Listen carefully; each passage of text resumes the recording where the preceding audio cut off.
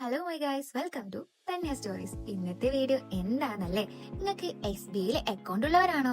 അങ്ങനെ അക്കൗണ്ട് ഉള്ളവരാണെങ്കിൽ നിങ്ങൾ യോനോ SBI എന്ന് കേട്ടിട്ടുണ്ടാവുമല്ലോ. ഞാൻ നിങ്ങൾക്ക് യോനോ SBI എങ്ങനെയാ രജിസ്റ്റർ ചെയ്യുന്നത് പറഞ്ഞുതരാട്ടോ. ആപ്പ് സ്റ്റോറിൽ നിന്നോ അല്ലെങ്കിൽ പ്ലേ സ്റ്റോറിൽ നിന്നോ ആദ്യം യോനോ SBI ഡൗൺലോഡ് ചെയ്യാം.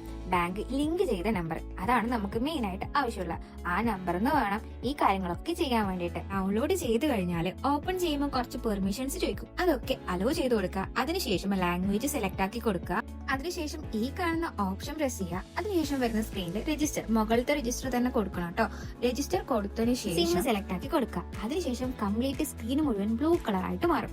അപ്പം തന്നെ SMS ഗുഡ് നോട്ട് സെൻഡ് എന്ന് പറഞ്ഞ മെസ്സേജ് വരികയാണെങ്കിൽ നിങ്ങൾ 10 രൂപേനെ ടോപ്പ് ചെയ്ത് കൊടുക്കുക.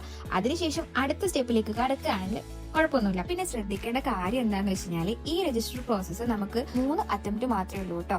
അഥവാ 3 അറ്റംപ്റ്റ് ഫെയിൽ ആയി കഴിഞ്ഞാൽ പിന്നെ 24 മണിക്കൂർ കഴിഞ്ഞാൽ മാത്രമേ ലോക്ക് മാറുള്ളൂ. അങ്ങനെ സക്സസ്ഫുൾ ആയിട്ട് ഈ വെരിഫിക്കേഷൻ പ്രോസസ്സ് കംപ്ലീറ്റ് ആയി കഴിഞ്ഞാൽ ഈ കാണുന്ന ഓപ്ഷൻസ് ആണ് നിങ്ങൾക്ക് കാണാൻ പറ്റുക. നിങ്ങളുടെ കയ്യിൽ ATM കാർഡ് ഉള്ളവരാണെങ്കിൽ ഡെബിറ്റ് കാർഡ് എന്നുള്ള ഓപ്ഷൻ കൊടുക്കുക.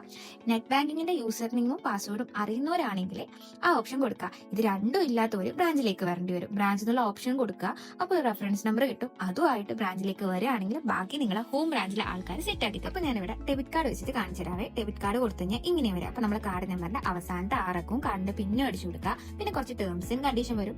എല്ലാം സ്ക്രോൾ ചെയ്യുക. എന്നിട്ട് 2 ടിക്ക് ബോക്സും ടിക്ക് കൊടുക്കുക. പിന്നെ വരുന്ന സ്ക്രീനിൽ നമുക്ക് ഇഷ്ടമുള്ള ഒരു MPN സെറ്റ് ആക്കി കൊടുക്കാനാ പറയാം. നമുക്ക് ഇഷ്ടമുള്ള നമ്പേഴ്സ് അടിച്ചു കൊടുക്കുക. ഇതായിരിക്കും നമ്മളെ MPN കേട്ടോ. അതായത് ഈ ആപ്പ് തുറക്കാനും അതുപോലെ തന്നെ ക്യാഷ് അയക്കുമ്പോൾ ഒക്കെ ഉപയോഗിക്കുന്ന ഈ കാണുന്ന പിന്നായിരിക്കും. ഇനി എന്ത് ചെയ്യുക, ഈ പിന്ന് വെച്ചിട്ട് ലോഗിൻ ചെയ്യുക. അങ്ങനെ നമ്മളെ യോനോ സെറ്റ് ആയിട്ടോ. ഇനി ബാക്കിയുള്ള ഡീറ്റെയിൽസ് ഞാൻ അടുത്ത വീഡിയോയിൽ പറഞ്ഞുതരാം.